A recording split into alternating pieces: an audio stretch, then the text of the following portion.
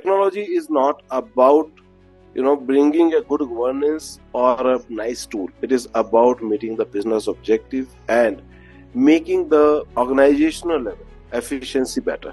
7 out of 10 tools are being implemented, but they are not being utilized. Why? Because they are not aligned with the business process.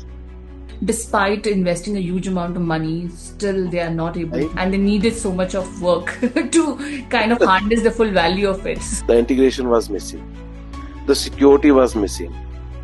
The identity and access management was missing. And that is where the layer was making this application was not giving the right outcome. Cloud costs are rising at 100 kilometers per hour. And what about your sales? Barely 2%. Hackers are more smarter than us. One attack can, give you ROI of what you invested for the years. Cybersecurity is not an afterthought.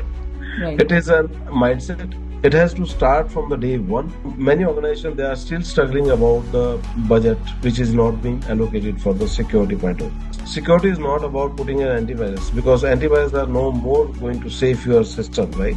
It is about the phishing attack. It is about a ransomware attack. It is so many things are happening across the world to,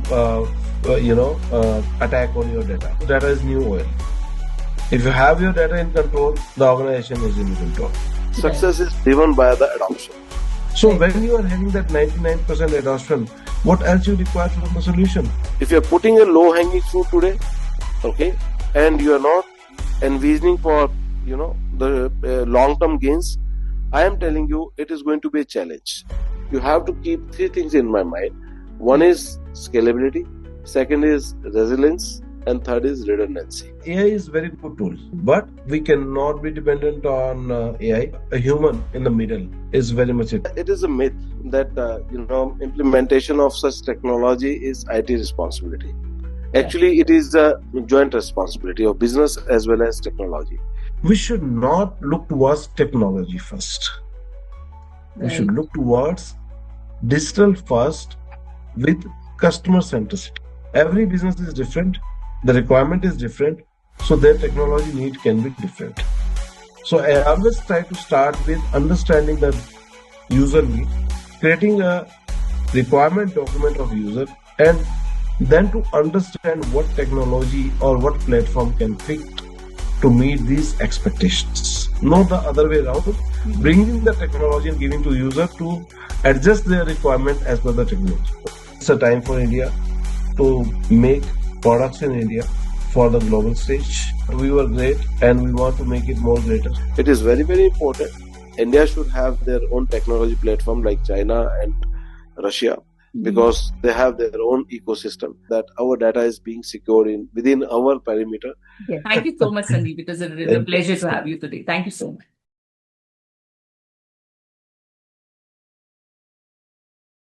Hello, everyone. Welcome to Cyber Nights podcast. And today I'm honored to welcome our guest, Mr. Sandeep Bansal, an award-winning CIO and a legend in digital transformation, recognized by the Global CIO Forum 2025. Thank you so much, Sandeep, for joining us and being a guest at Cyber Nights. It's a real pleasure to have you today, and we are looking forward to a very insightful and discussion today itself.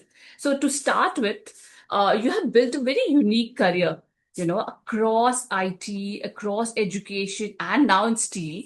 And so very curious to understand what motivated you from, and from meandering, or I may say from from the transition that you had from from education to from IT to education, and what shaped your career actually. What was the motivational what was the motivation that drove you actually? Yeah, certainly, Kavita. Actually, the change is very constant. So that is also applies in my career.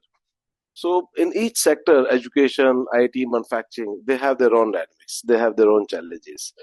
So while working with the education sector, I've seen the big bang implementation in education, where the student management system to education management system, administration, operations, e-learning platform, those have been built in silos.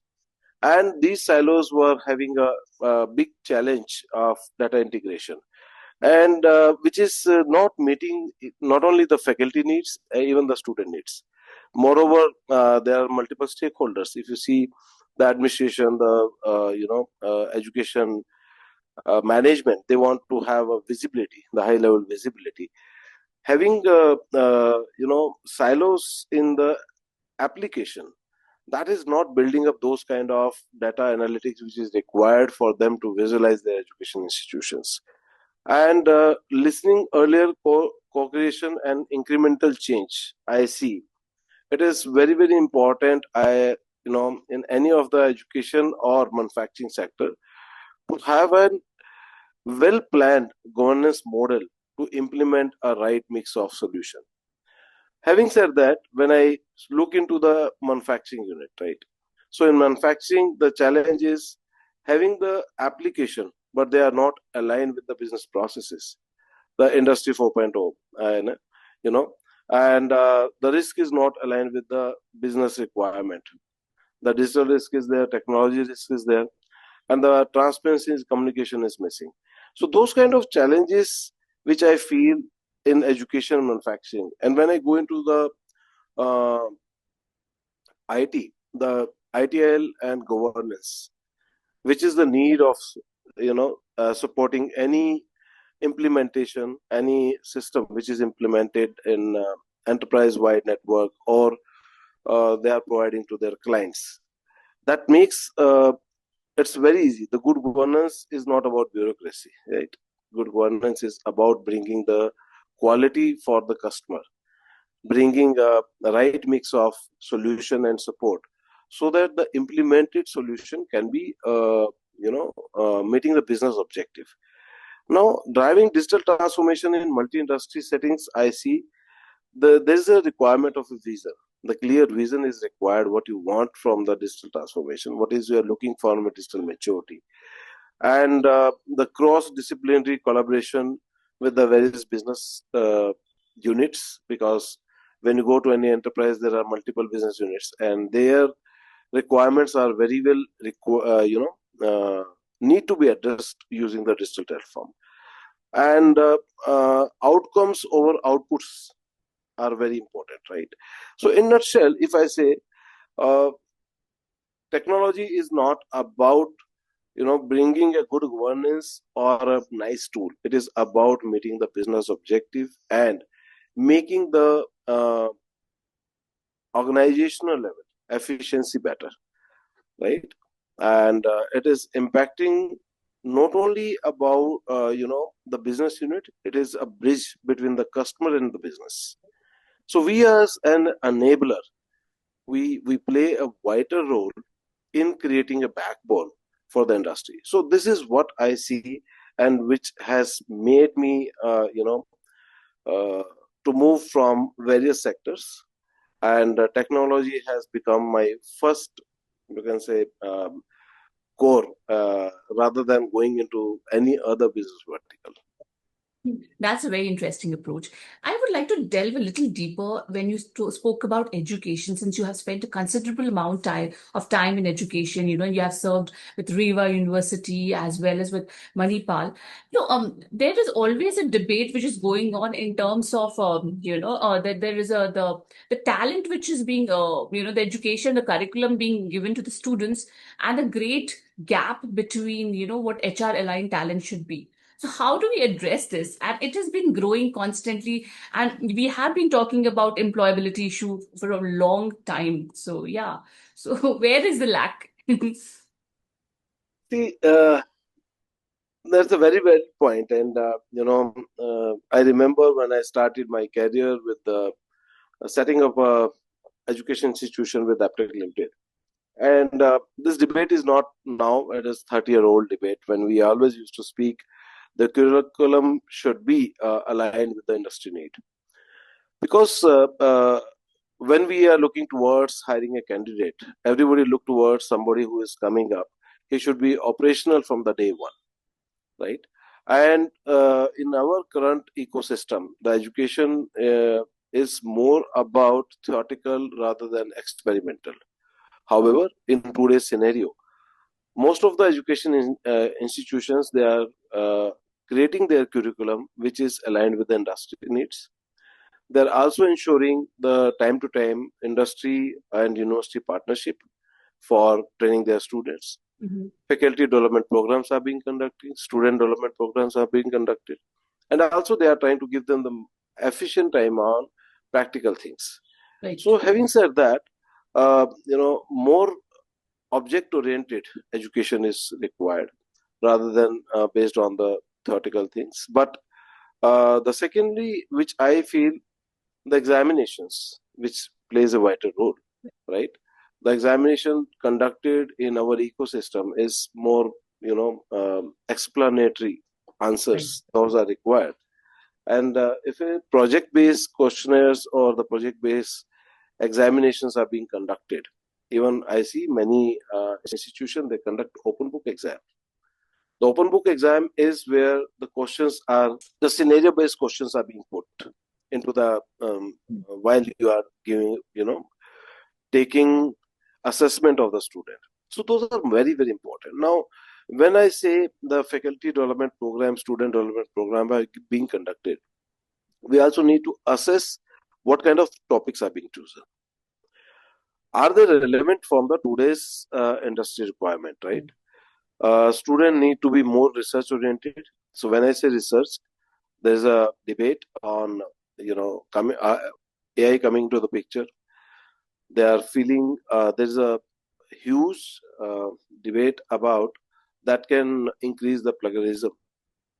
But if we shape up our questionnaires, if we shape up our research in such a way that these tools can become an more than assistant, they should not be working more than an assistant for the student, for the researcher, for the community. I think this can be, blessing in disguise. Okay, so this is how I approach, and I see institutions are doing wonderful job in today's scenario, and NEP, since NEP has come into the picture and the institutions are implementing it, I believe that is also going to change the entire scenario. Hopefully. So we are looking forward to it because yes, the divide has been increasing and there's a lot of emphasis on skilling and making the kids, the students more employable. But still, there is a gap is bigger, even though the number of colleges mushrooming. Unfortunately, yeah. Maybe 2020 is going to be a game changer because they have multiple exit and multiple entry points, and also the program is very well curated as per the industry needs. So I'm sure that is going to change vision a lot. Yeah, definitely. It sounds very optimistic, and coming from a person like you, it is definitely very optimistic tone. So we look forward to that.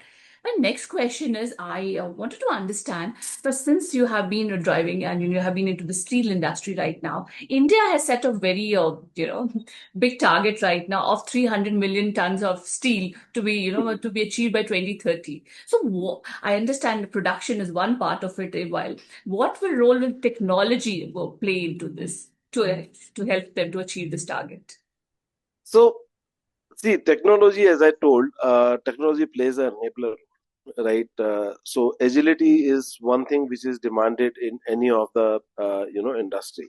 So when we talk about the production, you know, Industry 4.0 is one of the a very important aspect into the manufacturing field. So when I speak about Industry 4.0, it is not about making automation on your machinery. It is about the data which is coming directly from the machines. There are IoT, OT devices which gives you a clear picture and the transparency during the production. What are the challenges are being faced? What kind of what are the errors happening? Which help industry to identify those things at a early stage and rectify it. So achieving these kind of target, there are two ways. One is either you increase the industry, you increase the manpower, you set up the as much as of industry possible. This is one way of doing it. Another thing is that with the increasing industry, if you work towards the quality production, you look towards how the production can be improvised with the same set of people or same set of equipment implemented. So what is important here is preventive maintenance of the equipment, reducing the failures, having the uptime available, and optimizing manpower. Because this is important to for any manufacturing field when we are using uh, manpower can be increased or decreased, but the failures, that is very important to be optimized. Secondly, uh, with the tools like AI, right now, when I see AI is also playing a very vital role in enabling the industry. So those data can be analyzed and which can give a very good insight how and where they can improvise in their current production cycle. So there's a debate like, how this data can play a vital role, how the AI can play in my production facility. So this is where you have to understand the use case of these tools, the use case which can help you to increase your productivity, right, efficiency, and giving the right mix of transparency and data. Right. Right. So this is how I feel. If we look towards the production improvisation and quality improvisation, technology can play a vital role. And uh, another very important aspect come here is when we are putting technology in the front, in the manufacturing aspect. I've seen at many organizations, tools are being implemented, but they are not being utilized. Why? Because they are not aligned with the business process. Right. So we have to make it sure that when we are implementing any technology, because technology can become a backbone if it is aligned with the business process. True. Right. Right. So in this point, which you were very pertinent point that you brought up, that many a times it is not being utilized fully. In my course of discussion with other senior leaders like you, they also brought it. So what are the measures? Why is this? Why this? I said this area has not been addressed, or why this challenge still exists, with despite having such senior, the skilled staff or leaders actually. Because I spoke to a couple of other senior leaders, they also brought this, that many a times the technology is not fully utilized, and you rightly pointed out that it is a backbone if used correctly, but if not, then it can be a underutilized. And see, the biggest challenge which I see here is it is a myth that implementation of such technology is IT responsibility. Actually, it is a joint responsibility of business as well as technology, because business brings their functional requirement and technology brings the enablement of the tools which is required. In some of the organization, I have seen, the business take the front seat of technology implementation, and sometimes IT has been put in silos, but that is also not the right practice. Right. You may understand the functional requirement, you may understand the what is required from the business point of view, right, but the technology leaders, they bring the right where mix of governance practices in place, what is required from the security aspect over there, how a right mix of UX and UI can make the application more user friendly, right, and where the automation is required, where the automation is not required. Right. So these are the aspects where the technology and business leader has to work like a co-pilot. I see, alone the technology cannot drive the entire business, and business cannot drive the technology. So we have to understand it very well. Second thing which I feel is, this kind of initiative is being drawn by the top management, right? So the top management, the CEO, is accountable, and they have to ensure the both departments are, or both verticals are working together. There should be a regular reviews by the CEOs conducted with the technology and business to understand the gaps and to fill it. Because anything goes in silos, right? That impacts the organization. And I also talk at many stages, right? Uh, bringing one technology and just implement it, I heard plug and play. There's nothing called plug and play. Every business has a different requirement, and there is a sincere uh, uh, understanding between business and technology required to analyze those requirement and ensure the application is tuned, designed, or developed as per business needs. If you are putting something plug and pay, I am sure it is not going to work. It is going to fall back, not today, tomorrow. And the success is not, you cannot, calculate any success matrix by, calculating numbers. Right. Success is driven by the adoption. The Very more interesting. the adoption is, the success of the application is can be evaluated. Right. So very important and a valid point you brought. So there's a lot of lack of, if I may say so, it's like there's still a need of a collaboration internally among the business and technological teams internally, which still there's a huge room for improvement there, right? In terms, as you mentioned, that sometimes there is a scenario where the business leaders only take part of the technology, which again is not right because technological leaders have the tech know-how. So it has to be a proper balance and kind of coordination and collaboration, which most of the time doesn't exist, even if it's a large scale organization. Yeah, Kavita, you rightly said. So the collaboration is very, very important. I can tell you one thing. It is a great myth, right? Right, Many people come and says, "Oh, I know about the technology. I have implemented many ERP application." right, But having said that, does a technology leader does not understand the business?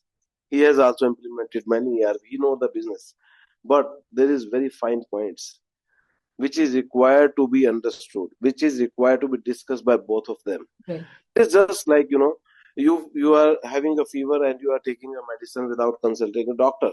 right. Your fever can be of different type. You True. have to consult a doctor. You have to consult a subject matter expertise, right? Absolutely. And having said that, I know the things, I have done all these things.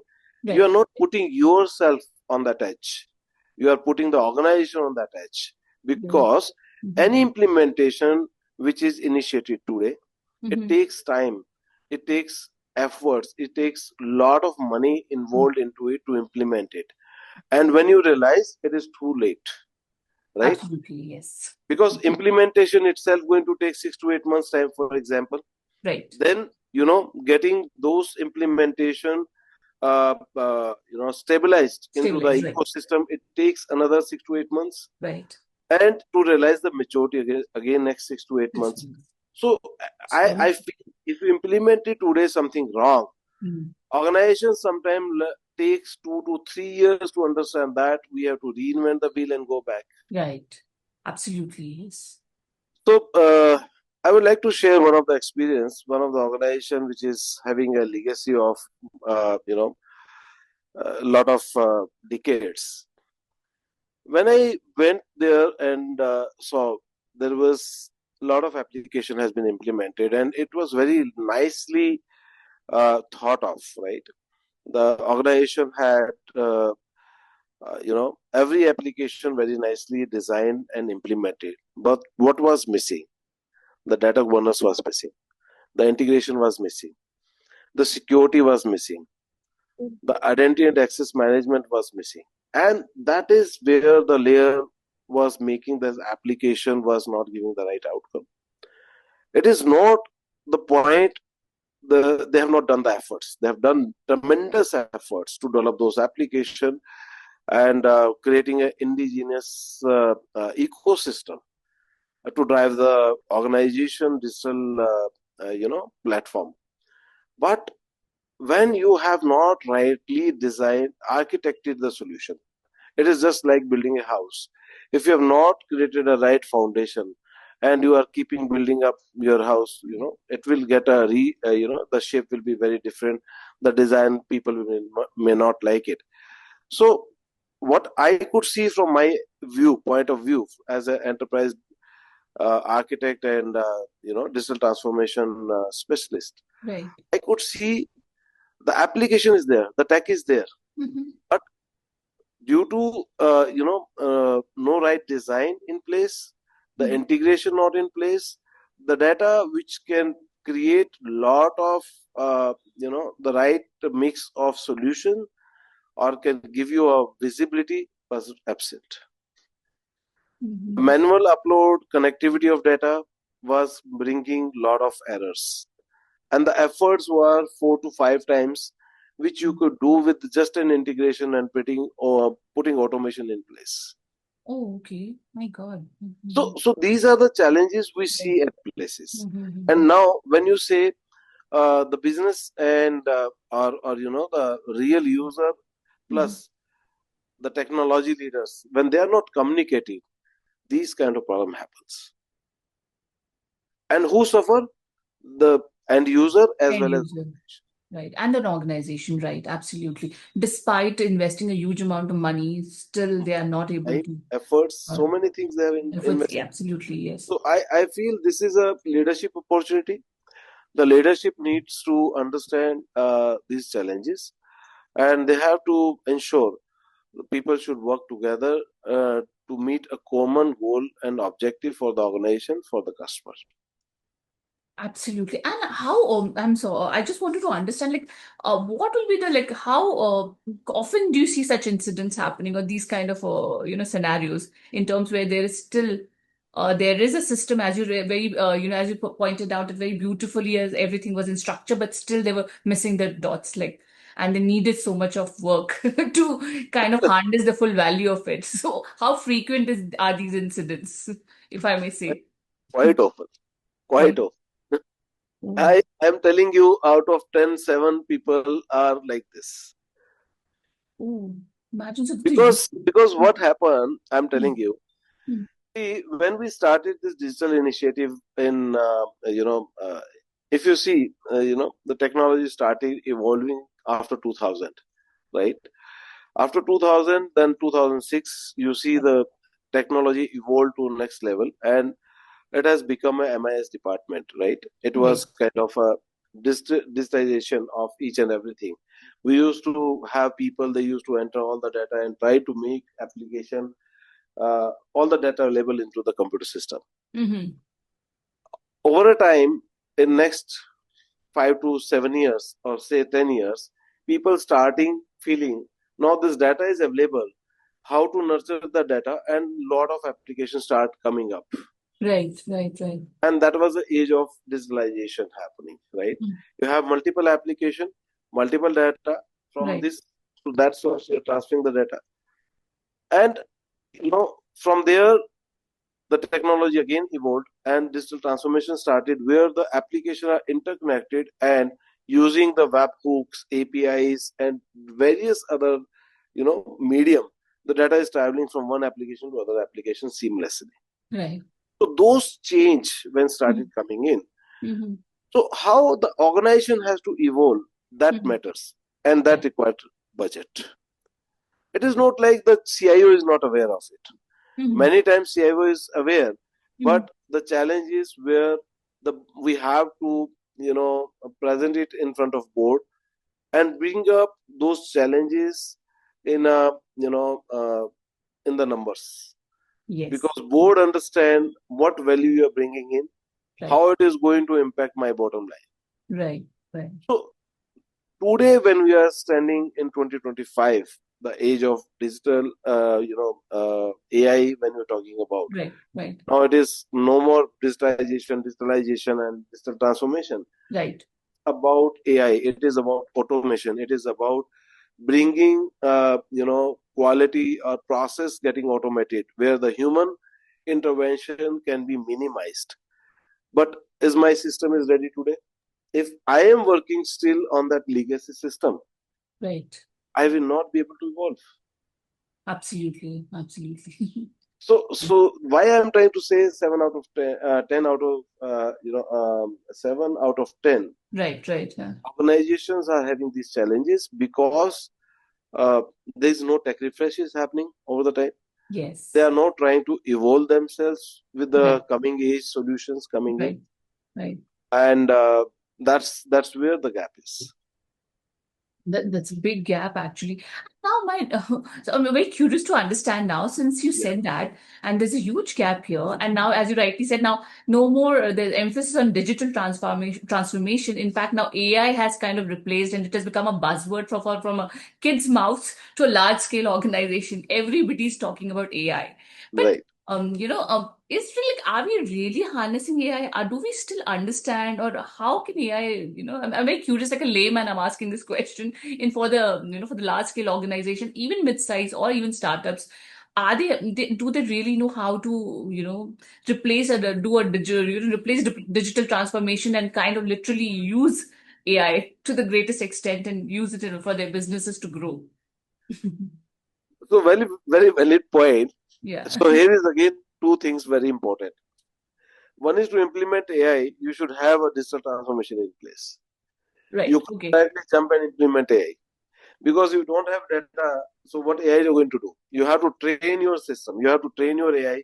You have to create your own model, right? Mhm. So uh, LLM or NLP, whatever model you want to choose, right? You have to train your AI with the data which you already have in the Right. system. If your system is not Sorry to ready with just this, interrupt you. For the interest of my audience, look, for example, if a startup is watching the show or somebody who's a bootstrap startup, and if they want to kind of utilize AI, what you will be the steps if you can give us, like in terms, as you rightly said, the digital transformation step by step. It would be great, like, since coming from a mentor like you, it will be great. right? Mhm. So when I speak about startup, okay, there are two things which is very well, adopted in industry. One is digital first, another is digital native. So if you are a startup, I believe you are planning for a digital native environment where everything starts from digitization. So in that case, if you are looking towards bringing AI in your ecosystem or in your solution, you have to ensure, uh, first of all, to know what AI is going to do. Means what is the use case from the AI you want to implement, and why you want to implement, and how you will implement. So this what, why, how is very, very important before you Right. think about the AI. Now, when you are looking towards what you want to resolve the issue using AI, is that AI is low risk or high risk. So Yes. when you say low risk, if it is just asking about a solution related to any support from a chatbot, that can be low risk because that is not evolving any organization level data. When you're looking towards high risk, you may be involving some data and that require a right governance practice in place. Right. And you have asked very valid point, Kavita. At many stages, I have seen, the startups, the Indian startups, those are building up very, very good application, but that is not touching the global stage. Right. Reason, yeah, Mhm. there's a big reason behind it. Mhm. Reason is that the governance practices are missing, the best practices are missing. I have seen many applications. If I have asked them, can I see your, application architecture? That is not available on the table. Yeah. And I don't know if I am building a house, right? If I don't hire an architect, I don't know what kind of foundation he has built in. And I just ask a mason and try to, build my house. He can build a good house, Right. but will it going to sustain for decades? May not. Questionable, right? Absolutely. So this is how when I talk about the technology, when you're building a technology, are you keeping your architecture in place? Have you planned how this solution is going to integrate with the enterprise architecture? Because any enterprise, they must be having a large pool of application, large pool of data. How is application going to sit in between of that large pool of application data and going to integrate with other application, Right. right? I am telling you one of the application. Again, there is a good established application in Indian market for providing solution to 300 to 400 enterprise. When we started evaluating this application, I felt the security layer is missing. I felt that integration layer is missing. When we are putting a API and we ask them, this API has to integrate like this, they were not ready. The flexibility was not available. Scalability was not there. Mm-hmm. Maybe those 300 organization have adopted you.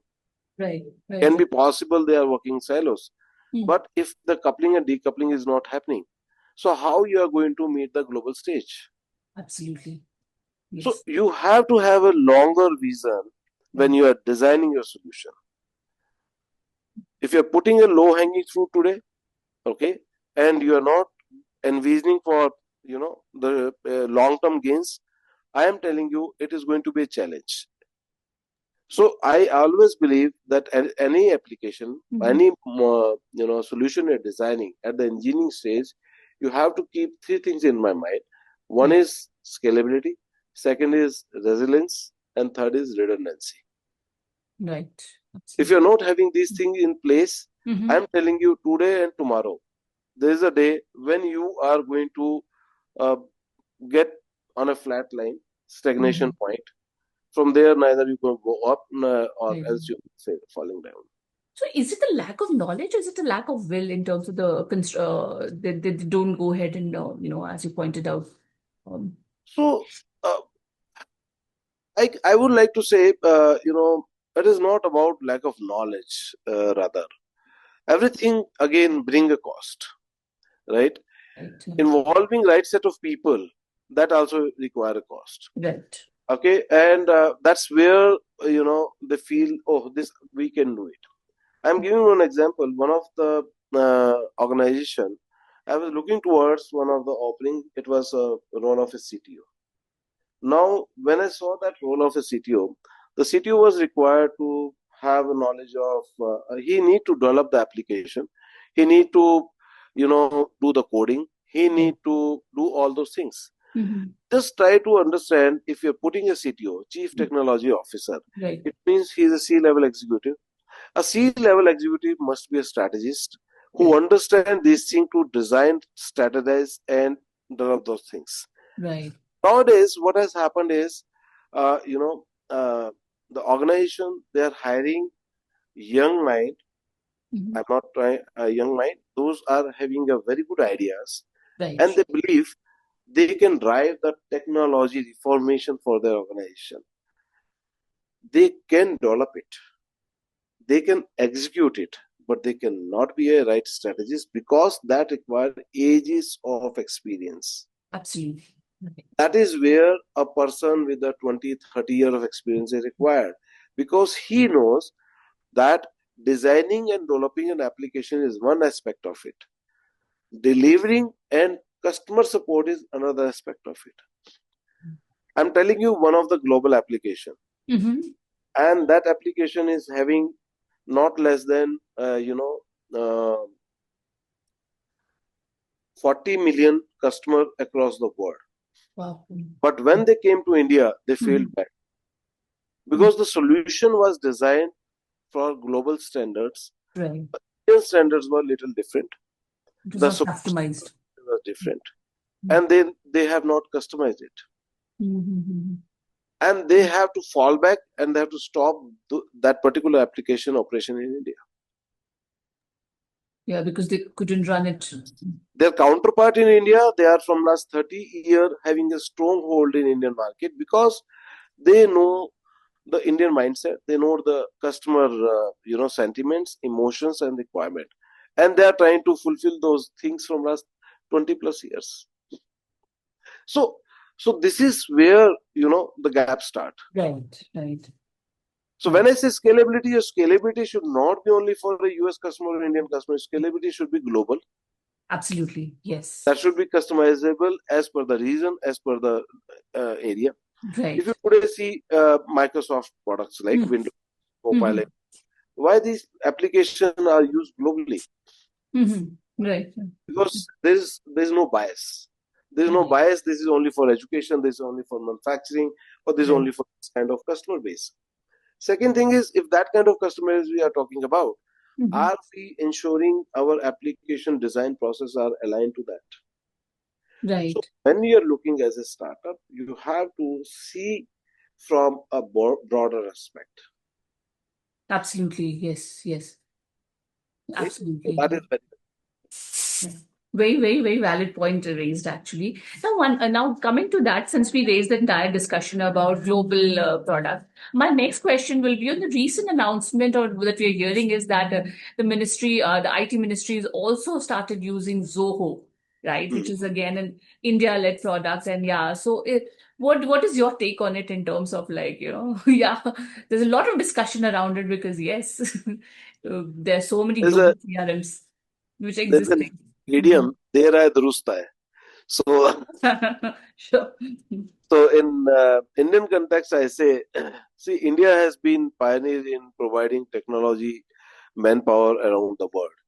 But the thing which has never been thought of, having our own ecosystem. Right. And dependency is one thing which is I think the very big problem in any of the aspect. Okay, for example, if you are in uh, any organization and Mhm. being a CTO, if organization is dependent on that CTO tomorrow, for any reason, if that CTO has to leave, who is going to manage that organization, code, repository, the scalability or updates? Right. So is that moving of that CTO is going to fall the organization? No. So today, if I talk about from the Indian context, it is very, very important. India should have their own technology platform like China and Russia, Mhm. because they have their own ecosystem. Right. And that enforce a very important and valid point that our data is being secured in within our perimeter Yes. country. And somebody else is not trying to take that data and drive their own analytics. So the initiative is very, very good. And Mhm. this is where my last answer was that now it is the time that we make in India for globe, for the world, right? So our not only ministry, our leader, uh, Prime Minister Narendra Modi, many times talk about Vasudhaiv Kutumbakam. Right. Our world is a family. And if you see in Indian context, when we are developing anything, when the technology solution has been developed, it has not been developed having uh, something in mind to fetch the data from other institution or other country and utilize it. If you see, India has been, uh, you know, very responsible country. Wherever we have seen, either on the diplomatic front, either on any other front, India has been taken as a very, very responsible country. So if we are developing anything, I believe the data utilization, the solution will be very, very responsible. So it's time for our, developers, companies, or uh, the digital initiators, the leaders, to think about the solution those are developed and designed in India. They should be targeted for the global market. And that is only possible if we have right framework utilized, Right. governance practice are being Right. utilized, security practice are being utilized. I would like to say we should stop thinking about jugaad. Right, exactly. Yes, I was going to ask that. We have been using Chalta Hai and Jugaad from a very long time. Yes, I think it's high time we move away from it. And yeah, and I'll be. No, I had a when I was having a discussion with Mr. Sanjay Katkar from Quickie, he also brought this issue that we still don't have so many product companies in India because there's not enough support from the government. Unlike China, where where they utilize the products and they test the products, the government tests the products of the startups, which it's not the case in India. So, what is your take on it? As you rightly said, that there's need a lot of framework and all, but can you elaborate? What else do we need from the respective government to The government is taking a lot of initiative in right, today's time. If you see, right, right, IT ministry is talking about globalization, and we are also coming up our DPTP Act. Only thing is, in our country, things take a lot of time. So that is the biggest challenge. However, some process and practices have been put to ensure the agility in approvals or the ecosystem. But somehow, our deep down, our ecosystem is just like that. it will take another maybe a decade's time to people to understand Mhm. that time is money, and the quick decisions are very much required to move ahead. I would like to say, just for an example, right? um, there is we have to have rail network, metro. Yes. Entire city is going to get the metro to decongest the traffic. Right. That metro takes decades to come. By Yes. that time, the another traffic come up. Today, if you see Delhi got the metro, but today the metro is totally full. The roads are jam packed. If Right. you go to from Delhi to Gurgaon, you will see the swamp of cars standing Right. on the highway, because the population is not going to stop, right? The vehicles are not going to stop. Right. So if we are not bringing those facility right in time, the purpose of that facility get evades, right? Absolutely. Yes. So I feel Living in Bangalore, we see that day in and day out. so, Mhm. so there's a Silicon Valley, and the actual Silicon Valley and this Silicon Valley, there's a lot of difference, right? So having said that, we have to bring people to travel to India. For example, if today I have to, if we have to conduct a conference in India, the kind of global conferences happening across the world. Right. Any city you tell me, if I conduct a conference with 50,000 coming out from the world, they don't have capacity to manage it. Absolutely. You are The right. road will get congested totally. Hotels will not be available. We will not be managed those kind of large number of guests coming around the world. So my point here is that we have to not only thinking from the digital standpoint, we have to think from the other infrastructure standpoint as well, to bring our country ecosystem to that level. We can compete with other countries. Now, when you're saying, say for China or for other countries, I remember when the deep fake was announced, how fast China has come with the deep fake, right? Right. Yes, they did. They did. Yes. Right. So, Mm. uh, if we are talking about having uh, one solution which is going to solve problem, or maybe we are looking towards quantum computing. India has started manufacturing chips, right? It Right. is time. So I feel it is time we have to take quick decisions, and definitely the government has put a lot of efforts. I think government has to see how we can make it more faster, and the bureaucracy can be removed from all these kind of processes. That can help to the new age innovators or people to come up with the right solution in place. Yeah, so there's a long way to go, but yeah, definitely. It's a very strange, I may say, or it's very surprising where we are. India is leading as a technological hub. There are a lot of logistics and issues, infrastructural issues, which are impeding some way or the other in terms of. If you look at the leading metros that we have, with such kind of infrastructure, it really has become a roadblock, if I may say so. But yeah, definitely we are hopeful. Everything is working. Now, one more. I have a question. You have recently announced that you're a core member of World AI Governance. Would like to know a little more about it to understand exactly what is it all about, what does it entail, and what are we looking forward from it? So WIG is a foundation which has been established to ensure the AI governance need to be in place, right? So we want to create a layer where we talk about the importance of governance, why the governance is required, right? So establishing an internal AI governance board in any organization is very, very important. And that is where we feel when we're implementing AI. If you see many of leaders, they have spoke about anything or everything today in India. We are talking about AI is inbuilt in the application. Right, right. But what is that AI there, right?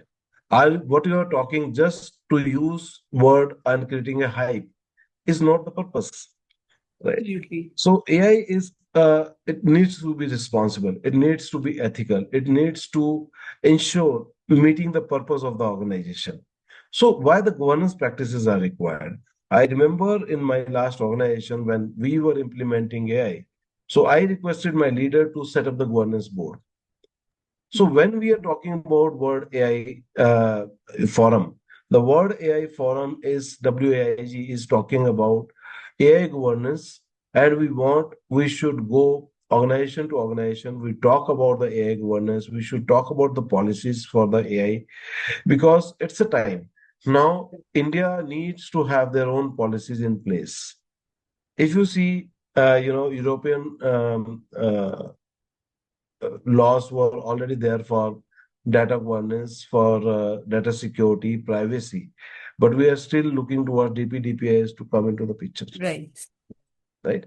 Similarly, when you're talking about the governance, now what is the governance is all about, right? It needs the various departments to come together, understand what needs to go as a data into the ecosystem. Right. In the AI training, what kind of data is going to be used? So there is HR department has to be part of it, legal department has to be part of it, data science department has to be part of it, cyber security has to be part of it, and finance has to be part of it. So governance should have these departments coming together and discussing when we are implementing any AI solution into the organization. Now, why it is critical? Because what response AI going to give, that matters. Is that response is taking out any critical information out of the system? Right. Then who is going to be responsible if we don't have the right set of people involved, right? Right. So that's why it is required that the responsible and ethical AI should be implemented into the organization, and the governance board is responsible to ensure while implementation that all the data which has been provided for the information sake, it doesn't carry any critical information related to the organization. Now, there is another point is risk-based approach. So when you're creating you're asking a question from AI, and there are AI tools, they can answer you a very good answer. Okay. And that answer are results. If you ask how you reach to that result, they may not be able to answer you. Right. So the AI model which we are implementing, it should be able to explain the reasons of that answer. Right. Absolutely. If it is not able to give that answer, so that is also what I say, the flaw in the system. So this is also secondly, when we are implementing any model, so is it low risk or high risk? When we're talking about low risk, as I told you in the past, Right. if you are implementing a chatbot for asking a query regarding the support system, or I'm stuck at some of the application. It is a kind of an IT support, right? Which doesn't carry any such critical information, which can breach the data privacy or some other information. Right. So that can be low risk, and second, high risk, where any personal information of the employee, organization critical information, business related information is stored, right? Those are high risk, category. Now, in this high risk category, the governance, cybersecurity team, our legal team, HR team, they should ensure any private information related to organization, employee Right. should not be getting leaked out, because you are dealing with a system which may be smarter than you, Absolutely. Very true. Very important. and you have to train it with the right set of data. Yes.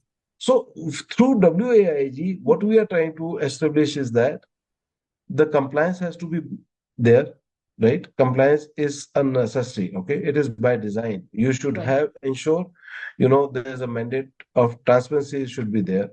As I told you, explainable AI, right? So Right. this XAI should be in place. Integrating data governance should be in place. So this is what is the core objective of this organization, and it is my prior what I say privilege that WIG team has considered me as one of their core member, who is going to work along with other experienced leader into the ecosystem. And we are looking towards how we can work with various other organizations. Like we also done an MOU with AI for all. We are looking towards AI is something we need to teach each and everyone, because there is always two side of coin, right? Good and Right, bad. right, So right, we want, if you know how to use this tools effectively and how you can get best outcome out of it, then only you will be able to do it. Otherwise, if you see the dark side of the AI, then there are a lot of things which can even make this very good or very beautiful tool as disastrous. right. Absolutely, yes. So there are always two sides to it, two facets of the coin. So yeah, you Yeah. should know how to kind of utilize it. Now, my next question is, just a little more deeper to understand, like, how are you going to, get this practice? Do we did or pardon me for my lack of knowledge in terms like, does India still had some kind of AI governance rules before? Or is it the first time WAIG is going to come up with something of this sort? To So as far as structure. my understanding is concerned, there are certain organizations they are working on this regard, but what we are trying to create is to reach to the maximum industry leaders. We are trying to ensure, every leader who is associated with WIG is having around 25 to 30 years of experience, right? Right, All these people, those have seen how the practices are built, what the policies makers do, what are the challenges by being faced in the, on the shop floor in the organization, right? So we all are trying to build an ecosystem which can benefit not only to the enterprise, to even for our country. Now, from the government standpoint of view, right now there is no policy has come for the AI, but yes, we look forward some policies or some practices to be announced by the Indian government.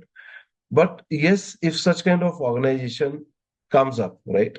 If you see, there is an initiative which Indian government has started to have their own big four. So right, if we are talking about such kind of consultation practices in India, so I think the forum like WIG is very much needed, and things takes time, right. and it is also going to take its time to get maturity. But we have started it, and a lot of efforts are being, we are putting up a lot of effort to ensure we reach to maximum people in the industry. And there are two points here. One is uh, it is a non-profit organization. So we are not making profit out of it. But yes, if anybody look towards getting any paid consultation or audit done, right, which require a lot of efforts and professionals, those are going to work to evaluate their current maturity level of implementation, or if they are looking towards implementation of new solution or policy or governance practices. So if they require those kinds of consultation, which is on paid basis, that is also we have kept into it. Okay, great. And when you said AI for all, it will also will be from the from the anything else beyond the large scale organization? Will it be also from the So AI for All is a global organization which has been set up by a professor from MIT, right, and this organization is talking about spreading education on AI, not only for the professionals like us, executives, even for the school or college going students, even for the old age. Because AI as a tool, I see it as an assistant, right? So now, as an assistant, today I have something in my mind, right, and I want somebody to, draw, real outcome out of it, or maybe create some content out of it. So AI helped me to, shape up my thoughts into the meaningful context. or content, right? Right. So those kind of benefits we can always take, right? So if we are going to train it, this is one part of it. Now, if somebody is asking and trying to create one application using AI, Right. that application development, what kind of solutions and what kind of when you're creating an application, are you putting everything on AI? Then I am going to tell this is going to be your most disastrous innovation. Okay. Reason? Because you have not put mind on it. There's no human thoughtfulness in there. Everything, if AI has to build it, right? So you have seen in many of the AI tools, they mention that AI can make mistake Correct. because it is going to work as per its own thought process, what Right. has been trained to it. It's as good as its feed. Right. Whatever is fed to it. Right. Right. Yes. Many times what you say, if a kid is doing something wrong, right? You says he has been taught like this. Yes. Right. Absolutely. So how you want to, what you teach to your kids, what you teach to your AI, you'll get the similar kind of answers. You teach him wrong thing, you will get the wrong Wrong. answers. Absolutely. But if you are teaching him right thing, you can get a right answer. But leaving everything on AI is not the solution. Absolutely. Yeah. So the human intervention has to be there because I yeah. was talking to a set of doctors, Mhm. and there was an opportunity. I was um, sitting with a set of doctors, with my father. So I asked them, what they think about AI, and the very beautiful thing come out of it. And this doctor, which is having more than 5 decades of experience, Right. this is the AI is very good tool. It can help us in diagnosis because many times we have to take second opinion. We have to understand. So very fine points AI can help to Right. figure it out. Mm. But we cannot be dependent on AI because it is a matter of sometime life or death. Okay, and there is a human in the middle is very much required.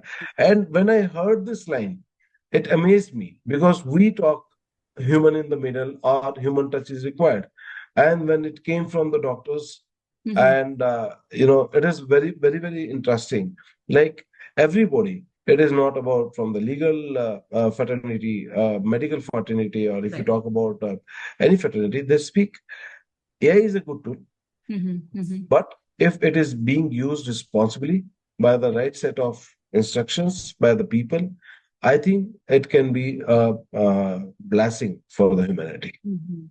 Absolutely. It's just how you use it and with the right one. Like I was reading the other day somewhere that they, even in the mental health care, in a psychiatrist, she was caught because she was referring to Chat GPT while, while looking at the patient and guiding the patient and counseling the patient. So it became a big issue because you can't just blindly trust it. But yeah, definitely, as you rightly said, it can So, be part of a research or something, but then you have to validate it as a human and then take so it.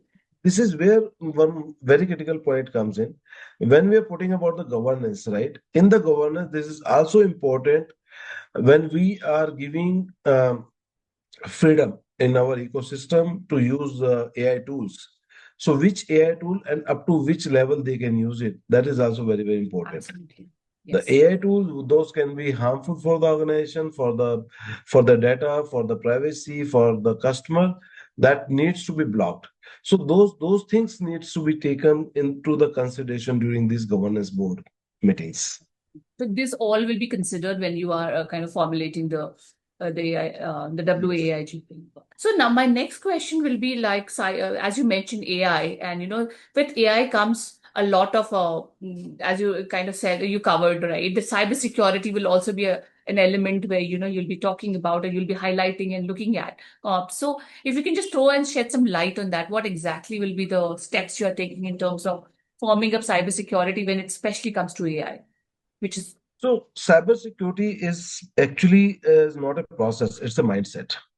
Today, if you see from the security point of view, many organizations they are still struggling about the budget which is not being allocated for the security point of view. From the cyber security point of view, if I see in the boardroom today, everybody is talking about the security. But are they allocating that much of budget?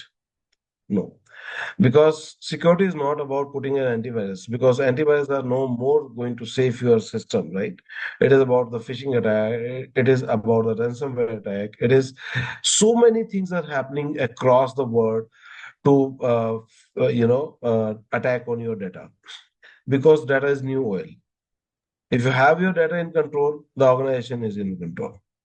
I was attending another day a cybersecurity conference, and there is a very, very interesting topic came into picture, right? Any organization, what size of SOC they can implement? Right. Can they Right. have 20 people SOC, 50 people SOC?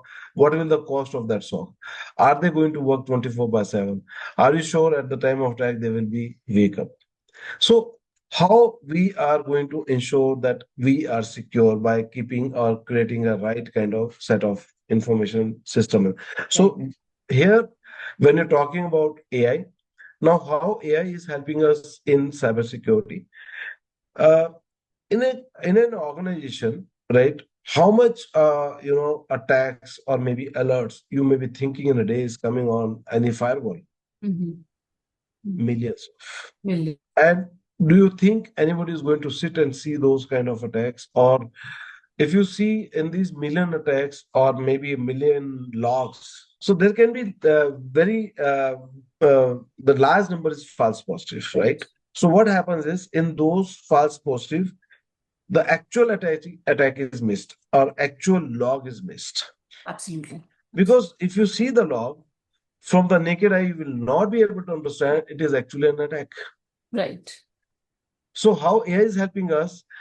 It has been formulated in such a way that it can define what is actually an attack and what is actually a false positive. Right. So what organizations today needs to do is that they need to have proactive monitoring rather than reactive monitoring. Right. So that is where we call is the monitoring tools are required, observability tools are required. Those tools basically keep an eye 24/7 on your ecosystem and try to tell, hey, something is happening in this machine. Okay, if my machine is having a malicious spyware installed into it, Right. I will not be able to understand. Very true. Only the firewall or the application that is going to find out this machine is doing something Right. mysterious, right? Mm-hmm. And sometime at what time you feel these kind of things happen? At midnight, holiday, Absolutely. Absolutely. 3 a.m. morning. Right. So, Right. so And ideally, mostly the attacks happen at that time. it's That's the not possible. Manually, sometimes it is not possible. That's the reason now in today's ecosystem, right? When you have large number of applications deployed in your ecosystem, you have people working on many tools. Development is going on, production is going on, operational activities are happening. Sales team is working on different networks. So you need to have some kind of tools, managed services available in to monitor your entire portfolio from the cybersecurity point of view. And from the board point of view, or from the leadership point of view, it is important that security should be a mindset. It should not be an obligation. It should not be an afterthoughts. I'm absolutely. telling you, during development, many organizations, oh, okay, my application is ready. Now I get to the security department, ask them if there is any breach. Right. Right. Right. It has to start from the day one. Correct. It should be security by From design. the design, Yes. yes. Yes. Right. Right. Yeah. I'm telling you, one of the organization when I was appointed as director digital transformation, and my responsibility was to create a strategy and roadmap for the digital transformation of that organization. So I ensured not only about the logical design of the solutions, I also ensure that where is the privacy policies to be implemented, the data security is implemented, who is going to be the data user, and what kind of accessibility to be provided. And when we're implementing the integration through API and webhooks, what kind of orchestration layer has to be implemented over there to ensure the 360-degree security is in the design. Absolutely. Yes. Yes. So Absolutely. that is important. So cybersecurity is not an afterthought. Right. It is a mindset. It has to start from the day one, right? And enough budget should be allocated. Why I'm talking about budget again and again? Because one attack can, give you ROI of what you invested for the years. So a very interesting point and a very pertinent point. Now, being a CIO or the chief investment officer, I'm serving such large scale organization. Yeah. My question is, there will be always, as you also been mentioning the board, there always must be a tussle, I may say, in terms of securing a budget, right? Correct me if Yeah. I'm wrong. In Absolutely. terms of correct me. In terms of getting a budget, not only from cybersecurity but overall, the technological perspective to make your system secure and to even kind of leverage it to to give the best business outcomes to. So how how that has been, it's more, I think, more than technology. Here comes the man management and the dealing. So how, please throw some light on that. So, Kavita, first of all, being a CIO, whatever we are bringing on the table, it needs to come from the top-down approach. If True. management needs to have a mindset of digital first, if there's no mindset, putting anything on the table is not going to work. True. First of all, we should know what we want to achieve. If there's a vision behind any of initiative, then we can bring the success metrics, we can bring the tools, we can bring value to it. If there's no vision, so there's no meaning. So how I take it forward, if there is a vision behind the organization and they're looking towards making their system more agile, they want efficiency of their team to be improvised, their marketing or sales should, multiply. So I always approach in such a way where the solution which is being proposed, it should be uh, uh, optimized to meet organizational expectation, Right. aligned with business outcome, Mhm. and there is an ROI attached to it. When I say ROI, there's a success matrix which is well defined before the project is even started. Right. Mhm. So, so if you know the vision and you know what value you want to achieve. Right. I don't think presenting it to the board with the right mix of data from the Mhm. right sources Mhm. is impossible. But there is one more important thing which is very, very pertinent over here. We should not look towards technology first. We should Right. look towards digital first with customer centricity. What happens? Mhm. We want to make this solution, but with using this technology. No, every business is different. The requirement is different. So their technology need can be different. So I always try to start with understanding the user need, creating a requirement document of user, and then to understand what technology or what platform can fit to meet these expectations. Right. Not the other way around, Mhm. bringing the technology and giving to user to adjust their requirement as per the technology. Right. It's the other way around. You have to align to their requirements first and then bring it. And that Yes. will make definitely, yeah, very, yeah, that will give a lot of value as well. And then I think it will be easy for the board also and the for the users also to understand it, how they are being enabled. Yeah, adoption will happen there only. Yeah. If adoption will not happen, you will not be able to get the right answers or results which you are expecting from it. And when you're talking about ROI, how you're going to, define those ROI? If for example, I've invested, implemented one application and there was a 99% implementation, Right. right? Oh, my mistake, 99% adoption. So Right. when you are having that 99% adoption, what else you require from the solution? Because Right. it was meeting the expectation of the user. Absolutely. Absolutely. Yes. Secondly, Mhm. management is getting those analytics in place. But yes, when you're doing all these things, user centricity is the most important thing. Human or man in the middle is very, very important at the time of uh, uh, you know analyzing what solution we want to bring on the table. And as a CIO, I feel taking approval for any budget may not be impossible Mhm. if your strategy is right. if it is aligned with the business, organization vision. Second thing is, uh, I try to use this many times, and I suggest to my fellow CIOs as well to always use, the incremental budget. So when I say incremental budget, nothing delivered on the day one, right? Right. Okay. It will take years, it will take months. So I always, uh, align my budget along with milestones.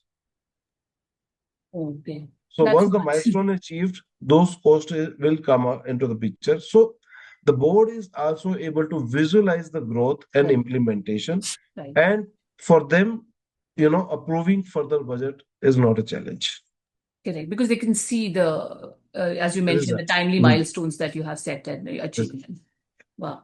I'm sure this is a very great practice. It's a good practice. I'm sure your fellow peers also must be kind of being helped by this actually, because there's always been a discussion on this. So that's why I thought I'll bring this topic to to your to should I should ask you. I have been posting very interesting, very informative content on LinkedIn, and it's always great to read and to be enlightened by it. A couple of content that I would like to kind of highlight is recently you wrote about the cloud. Your cloud costs are rising at 100 kilometers per hour. And what about your sales? Barely 2%. That Yeah. was really it gave a big question mark to our head actually. So yeah, and in the world where there's everybody's talking about cloud and embracing cloud, how do we? It really really raises alarms. Yeah. Hmm. So basically, it is something about many organizations.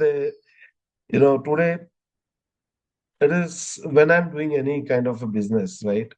So the businesses are not limited to a city. It is not limited to a state. It is basically expanded to multiple states or nationwide or globally.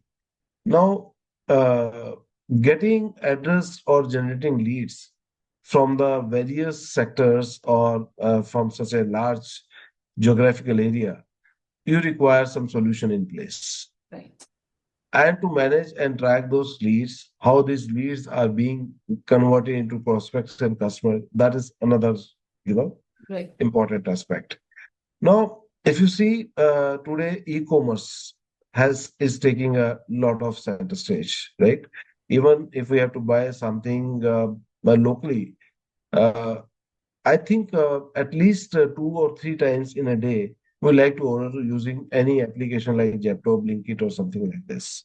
True. So now, if you want to implement such kind of solution, definitely because you have to uh, address large geography, you require some solution. Those are implemented on cloud, Right. and that can adjust as per the demand.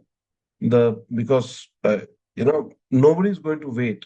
That Right. is again a customer experience. For example, if you remember a couple of years back when they used to have festivity sales on Right.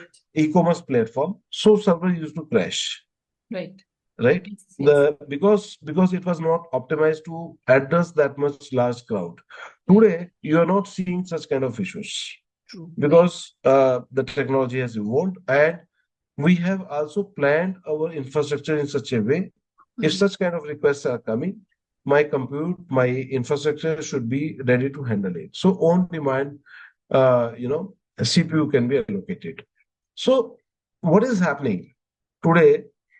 If I have set up or I have not designed my solution to meet the large customer or the requirement as and when required, cost remain consistent, Right. but sales is not growing.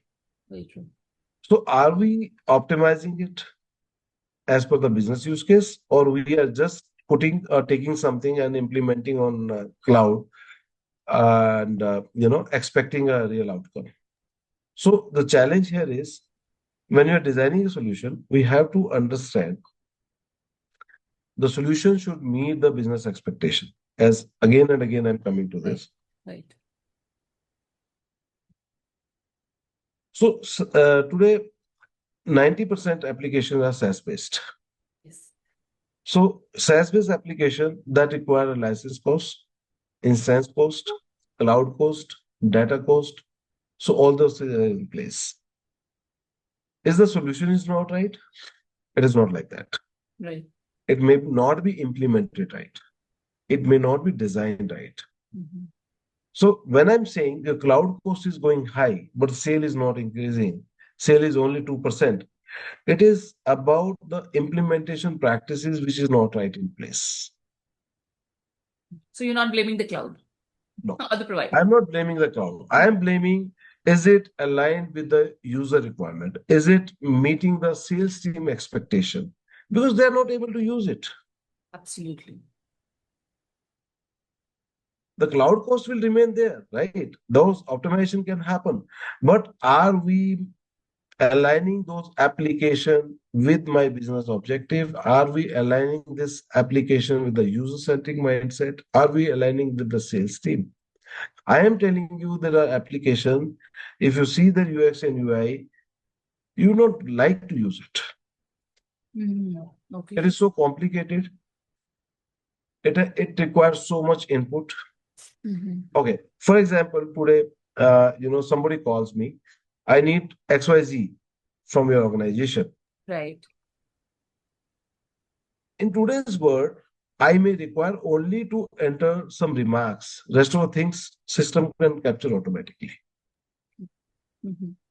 And over the time, if we bring AI, conversational AI, into our IVR system or other Right. solution, it will also capture the entire communication in a transcript manner.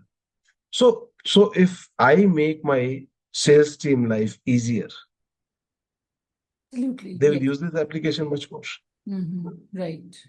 And if my sales is going high, Mm-hmm. how does it matter my cloud speed is going 100 kilometer per hour or 200 kilometer per hour? Very logical. Absolutely. Yes. Yes. True. Mm-hmm.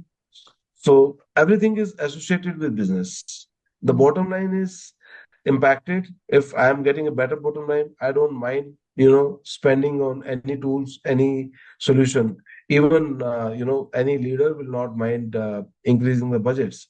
But if the budget is going, touching the sky, nobody want to spend even a single penny if the sales is not getting improvised. Absolutely. At the end of the day, it's the company has to meet their goals and the business has to run. So, Definitely. so many times that's the reason where when I mention, Mm-hmm. uh, 3x, 4x growth. Mm-hmm. By implementing technology, I have helped organizations to achieve 3x and 4x growth in their sales or in their business. It is not about I brought the business. Right. I ensured the application has enabled the user in such a way that their efficiency increased. Mm-hmm. Second thing is, after implementing the application, we have ensured the handholding is proper, training is available, Mm-hmm. and the support is quick, Absolutely. right? The sales team or anybody, right? Be it a operation team, finance team, support team, if they are waiting for IT to come and fix their application, I feel uh, they should not be waiting. The solution should be quick. Reason, uh, the time spent on waiting is actually money, right? Correct. Because every single moment, Absolutely. if you calculate the money, so that is a loss. That is a loss, direct loss to the organization. And if your support is available, if you respond quickly, or if you bring something which can automate and resolve the issues quickly, so I believe the person will be more productive. Absolutely. So in a nutshell, basically, it's like the role of technology, and the CIO is to basically fully equip the user, the business team, or the team, so that they can leverage it to the technology to the fullest extent and kind of achieve the business targets as such. Yes. Yes. And that sounds very easy because you said it's but I'm sure but if you put the right strategy, right approach, it can be achievable. Yeah. So that's a very meaningful discussion. And before leaving, I would also like to understand Sure. your with the recent DPDP act coming into picture. There's a lot of conversation around it, a lot of hype about it, a lot of expectations out of it. So, what do you expect out of it, and and what are your views on it actually? See, DPDPA is basically the rule which is going to help each and everyone in this age of information war. I'll say war because everybody is behind data, and we have to give our data, whatever may be the reason, right? You have to give your mobile number at some places, you have to give your email at some places, but we are not giving him rights to call us anytime, anywhere, and we're not giving him rights to sell the data to somebody else. Right. So, how to safeguard our privacy? That has become very important. You not trust today if I am going to any shop and if he's asking me for feedback or I have to enter or buy something, I have to give my mobile number, I have to give my email ID. Right. Right. And tomorrow that email ID and mobile number in being used to send me the promotion messages without my consent. Absolutely true. Very true. I'm not giving the consent. Second thing, if I don't enter those details, I may not be able to buy something from maybe that store or maybe that online platform. So it has become very difficult Mm-hmm. for each one of us, right, Mm-hmm. to safeguard our privacy. So these kind of rules are very, very important for safeguarding our privacy. So there's a Second thing consent, so is, to speak, which comes yeah, into picture. every time there's a consent, and that consent also established that they have to take a reconsent after some period of time. Also, I have a facility I can revoke my consent. I'm telling you, I have one number from last 25 years. I need to scrap it now because that number has become a spam number. I only get spam calls on that number. Mm-hmm. Exactly. Right. Mm-hmm. And the new number which I've got it, I afraid to give it to somebody else. I'm sure. Yeah. Right. True. True. True. Yes. It is not like that. I am, for the information, for the communication, we need to provide our contact details, but we don't know how it is going to be used tomorrow. Absolutely, absolutely. Yes, very true. You're right. And we are getting so many calls in a day which are like completely, you don't know what kind of calls or the nature of calls that we get. So it is very much required, not only DPDPA.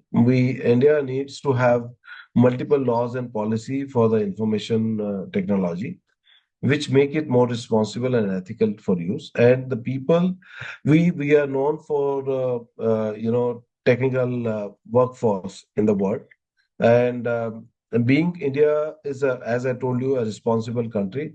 I believe these kind of rules are required to safeguard individual privacy. Absolutely, absolutely. And going forward, definitely we'll be like, yeah, the way we are right now, definitely these rules have to be into picture. Yeah. Thank you so much, Sandeep. It was a great discussion. And I really enjoyed, and I'm sure the audience will also enjoy because it was very, very straight way insightful. And you gave, incidents from your lifetime and your experiences, and I'm sure that will be a great, help to everybody who's watching. It's like a gold mine of information, if I may say. Thanks a lot. Hope you enjoyed Thank, the discussion. So, yeah, thank you, Kavita, giving this opportunity. However, I think at certain time, it is important for us as a leader to share our experiences for the new age to come because the new Gen Z generation or a new generation which is coming up, the new breed or new leaders those are coming up. They need to understand that the long way has gone and we are building it up, right? And in this building, we are giving the responsibility or the baton to the new generation. And those generation also need to understand the responsibility of information, policies, governance practices, right? And it's a time to build. I have seen this in the past 30 years, how the technology has evolved. Next 30 years, it is going to change drastically, right? The drones are coming up, right? New technology with the AI enabled devices are coming up. So there is going to be good and bad things. So we have to define it. We have to understand it by putting right practices in place. One most important thing, which I feel it's a time for India to make products in India for the global stage, and for which we all need to work together. Absolutely, absolutely. And with the recent announcements made by the US government, I'm sure India should consider looking at us and make Yes, in India yes. and use in India. Yeah. And yes, definitely. So they are making US great again, but we were great, and we want to make it more greater. Absolutely. What a what a beautiful thought to end a discussion on. Thank you so much, Sandeep. It was a Thank you. pleasure to have you today. Thank you so much. Same here. Sorry, sorry.